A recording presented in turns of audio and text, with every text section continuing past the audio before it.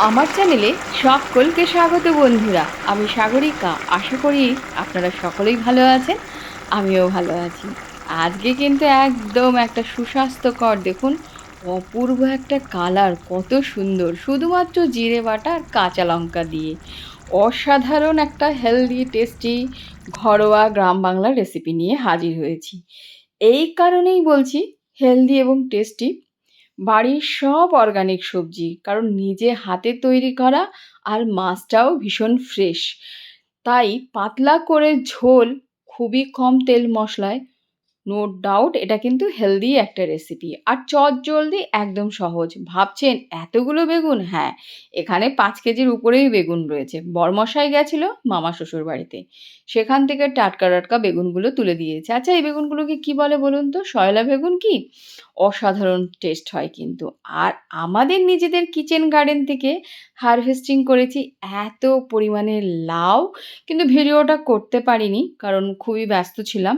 আর দেখুন ডাঁটা এবং লাল শাক, কি ভালো লাগে বলুন তো? সকাল সকাল নিজেদের বাগান থেকে যদি এত সবজি তুলে আনা হয়, আমার তো মন একদম দেখলেই ভরে যায়।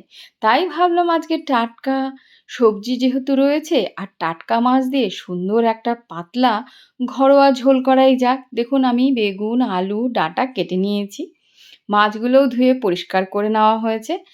আর রয়েছে 2 চামচ জিরে বাটা। ফোড়নের জন্য রয়েছে গোটা সাদা জিরে, 2টো শুকনো লঙ্কা আর কিছু রয়েছে কাঁচা লঙ্কা।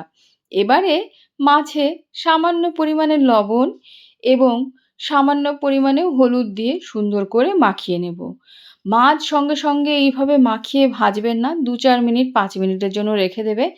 তাহলে কিন্তু মাছ ভাজাটা ভালোও হয়, ভেতরের লবণ হলুদটাও যায়। তো এই জন্য সর্বদাই আমি কি করি, আগে মাখাই। মানে 10 মিনিট আগে হোক মাখিয়ে অন্য কাজ করি। কিন্তু মাখিয়ে আমি নিয়ে ম্যারিনেট করে ভালো করে রেখে দিই। তো সেই পদ্ধতিটাই আপনাদের বললাম। ছোট মাছই হোক, বড় মাছই হোক, সঙ্গে সঙ্গে ভাজবেন না। ভাজলে পরে খুব একটা বেশি ভালো ভাজাও হয় না, খেতেও ভালো লাগে না ঝোলের মধ্যে। তারপর অপর দিকের গ্যাসে চুলোটা বসিয়ে দিয়ে দেখুন কড়াইটাও বসিয়ে দিয়েছি। আর দিয়ে দিলাম সর্ষের তেল।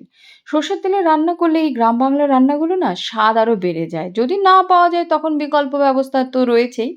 যাই হোক, তেলটা গরম হয়ে গেছে। এবার যে ম্যারিনেটেড লবণ হলুদ মাখানো মাছটা রয়েছে সেটা দিয়ে দেবো। আর উল্টে পাল্টে নেব। আর দেখুন, এগুলো ঘরোয়া রান্না, একদম ঝামেলা নাই। বাটাবাটি, কাটাকাটি।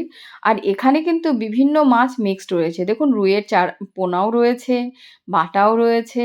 আর এগুলোকে কি বলে? জাপানি পুঁটি, সেই রয়েছে। সব রকমের, দেখুন, সবসময় তো চুনো মাছ, ছোট মাছ পাওয়া যায় না। তো তখন কিন্তু এই মাছগুলো পেলে পরেও ভালো লাগে বেশ খেতে।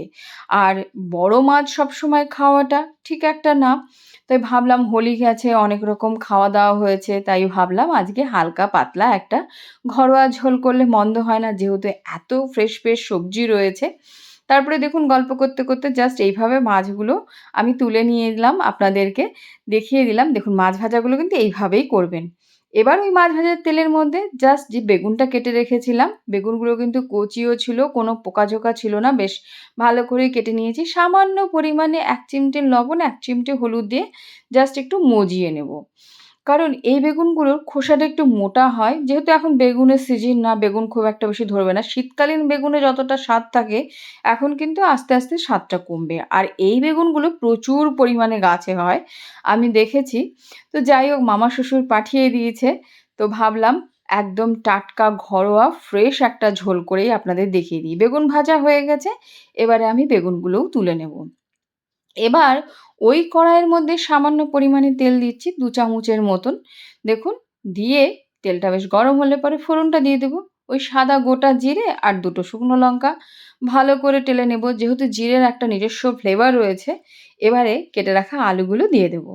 যেহেতু খুব সামান্য পরিমাণে রান্না আমাদের, দেখুন ডাঁটাগুলোও দিয়ে দিচ্ছি। এবার দিয়ে ওই যে আমি 2 চামচের মতন জিরেটা বেটে রেখেছি, আমি মিক্সিতে বেটে নিয়েছি। আপনারা চাইলে শিলপাটায় বেটে নিতে পারেন, জিরের গুঁড়োও ব্যবহার করতে পারেন। এবার এই জিরে বাটাটা দিয়ে দিয়েছি ওর মধ্যে, একটু জলও রয়েছে। তারপরে স্বাদ অনুসারে একটু লবণ দিয়ে দিচ্ছি আর একটু হলুদ। এবার এই যে কাঁচা লঙ্কাগুলো ভেঙে দিই, সেভাবে ভেঙে দিলাম। দেখুন, দিয়ে বেশ ভালো করে মিক্সড করে নেব, নাড়িয়ে চাড়িয়ে নেব, অর্থাৎ সবজিটাও ভালো করে কষে যাবে আর জিরের খুব একটা কাঁচা গন্ধও থাকবে না। সামান্য একটু জল দিয়ে দিলাম যাতে পোড়া না লাগে। ফ্লেমটা কিন্তু আমি মিডিয়াম টু হাই ফ্লেমেই রেখেছিলাম।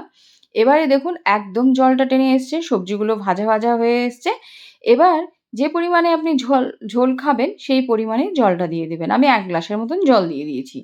এবারে টগবগ করে ফোটা শুরু করেছে, বেগুনটা আমি দিয়ে দিলাম।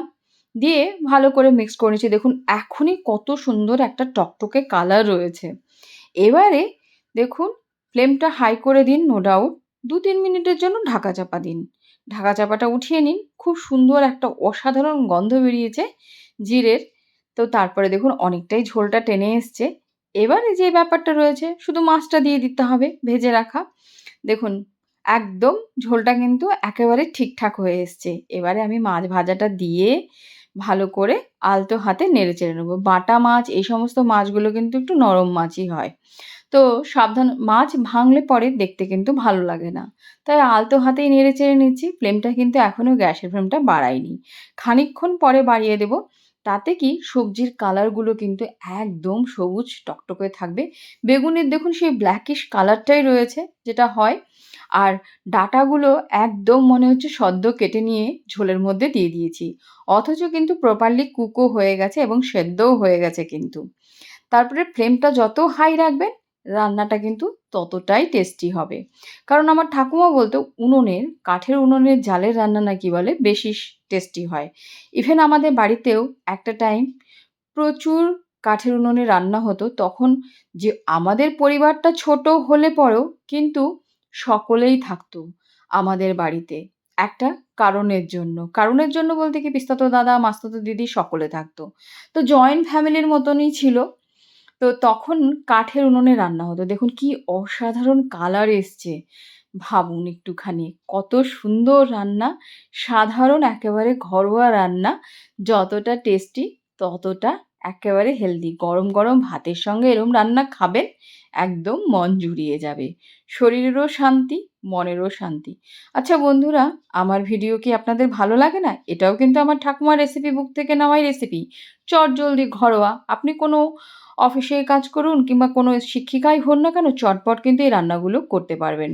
অনায়াসে করে আপনি অন্য কোনো কাজও করতে পারবেন। এগুলো হচ্ছে চটজলদি, ঘরোয়া, টেস্টি, হেলদি একটা রেসিপি। যাই হোক, ভিডিওটি দেখার জন্য সকলকে অসংখ্য, অসংখ্য ধন্যবাদ। যদি আমার চ্যানেলটিকে ভালো লেগে থাকে অবশ্যই লাইক, শেয়ার, সাবস্ক্রাইব করে চ্যানেলের সাথে থাকবেন। সকলে খুব ভালো